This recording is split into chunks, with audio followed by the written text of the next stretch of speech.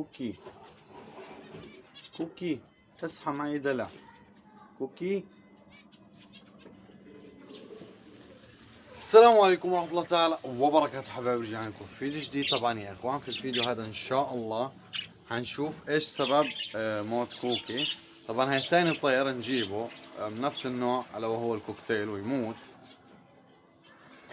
ممكن يكون على اساس انه احنا جبناه يعني طلاقي او لسه شبابي او لسه كتكوت، فمش مستحمل اللي هو درجة الحرارة ودرجة اللي هو الشوب، وكمان في الليل درجة البرودة العالية. فحنشوف في الفيديو هذا ايش السبب وليش بموتوا عنا بالذات الكوكتيل. فخلكم معنا عشان نشوف ايش القصة هذه وليش بموت الطائر هذا عنا بالذات. يعني هي تاني طير بنفس اللي هو الشهر يموت. فخلكم معنا وخلنا نروح نشوف ايش القصة وايش السبب. وزي ما تعودنا واربط حزمة الأمان وانزل تحت وشك في القناة وفعل تنبيه الجرس رفاق أبو حزيلة يصل كل جديد. وخلنا نروح وليس جو.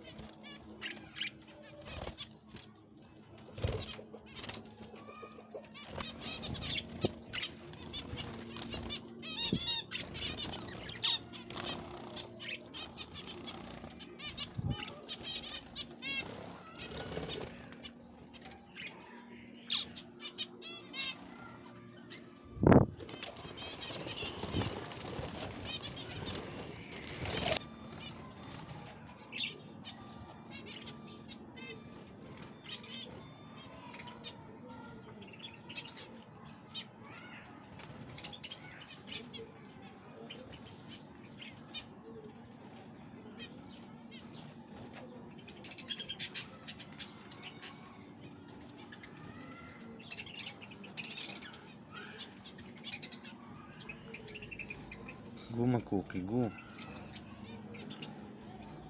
قوم، ماشي حالك ميت. قوم قوم يا كوكي. كوكي قوم، انت ماشي حالك ميت. قوم.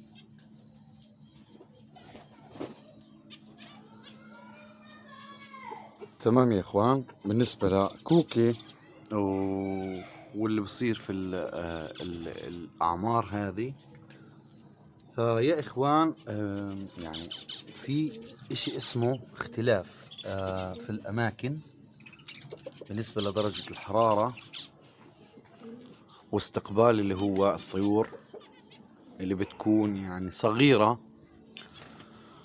تمام يا اخوان. بالنسبة لكوكي فهو يعني كان عند الراجل في مكان مخبى عن اللي هو زي هيك، مش في أرض، في بيت وقفص وهيك. فلما نقلناه عنا قعد فترة برضو في البيت عندي، فطلعناه وحطيناه في القفص الكبير. فما تأقلم على القفص بحكم انه السن تبعه ما بيستحمل اللي هو في الليل برد وفي النهار شوب. وانا صراحة كنت يعني مشغول. طبعا انتوا عارفين موسم العيد والوقفة قبليها، فكان موسم لإلي بالنسبة لشغلي بعربية الكبدة. في السوق، فما كنت منتبه على طيوري. أنا أحط الأكل وأطلع إجراي على الشغل تبعي والصيام كمان. فما انتبهت إنه معاه برد ومعاه اللي هو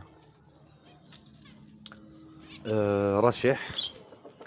فاللي صار يا إخوان إنه زي ما شايفين المناخير عنده متضخمة وملتهبة معاها، يعني لون حمار، واحد من التنين.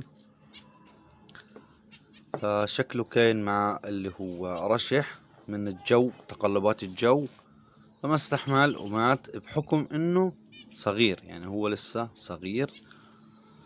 زي السعدي او السعدون اللي كان قبل. صراحة كنت جايبه انا من عند الراجل اللي كان قبل، وكان هو مريض، وبعض الاخوة قاعد يقول هو مريض يا ابو ادم، وضحك عليك الراجل. فلما جبت هذا برضو كان حلو منيح، ولكن الجو اتغير عليه. فأنا ما كنتش منتبه إنه هو كان مريض. لو كنت منتبه كان يعني تصرفت. كنت يعني نقلته في بيت وحطته جوا وجبت له اللي هو علاج من البيطري. ملناش نصيب في كوكي. ما إلنا نصيب يا إخوان. وهذا هو السبب الرئيسي إنه الأعمار هذه ألا وهي الطلاقي أو أيا كان الطلاقي من الطيور، بتلاقي الطير يعني ما بيستحمل اللي هو تغيير الجو. لازم تعودوا يعني كيف يعني تحطه في البيت لما يصير هوا وبرد ترفع او تغطي البيت، بعكس اللي هو البالغين. اذا بتلاحظوا البالغين يعني متأقلمين. ليش؟ لانهم خلص يعني كبروا وعندهم مناعة اقوى من الصغار او الطلاقي. هذه كل القصة. طيب انت لقيت مش حتجيب كوكي، خلص يعني ما إلنا نصيب لا في كوكي ولا في سعدي. الحمد لله يا اخوان. تمام. خلينا نشوف اللي هو الطيور وهي تتفاعل قاعدة. طبعا الولاد برضو زعلانين كثير كثير على كوكي. صح يا اولاد؟ تعالوا قولوا له اصحى. تعال تعال. اصحى يا كوكي، اصحى. قول له اصحى يا كوكي. اصحى يا كوكي. كوكي كوكي اصحى. كان في واحد جاب مريض منه. مين؟ كان في واحد مريض منه، يمكن هذا لانه بقدرش يطير جابها. منتف مكسر الريش تبعه مكسر. بابا خد الشرابة. اوعى. يلا يا خد الشرابة عبيلوا لي اياها، مش هذه هذه. اوعى شوف. بسم الله. عبيه خليهم يشربوا. انت يا مين؟ وهذه كمان. كوكي يا يا فتح وجهك مع الحلقة. يلا روح. وهذا انا حتصرف فيه لكوكي. بس هذه كانت حلقتنا لهذا اليوم. حبيت ان انا افرجيكم ايش صار في كوكي. وما تزعلوش ان شاء الله يعني يكون لنا نصيب في اشي ثاني. وبس استنى تعليقاتكم تحت تكون ايجابية وحلوة، واتمنى ما تعلقوا تعليقات سلبية.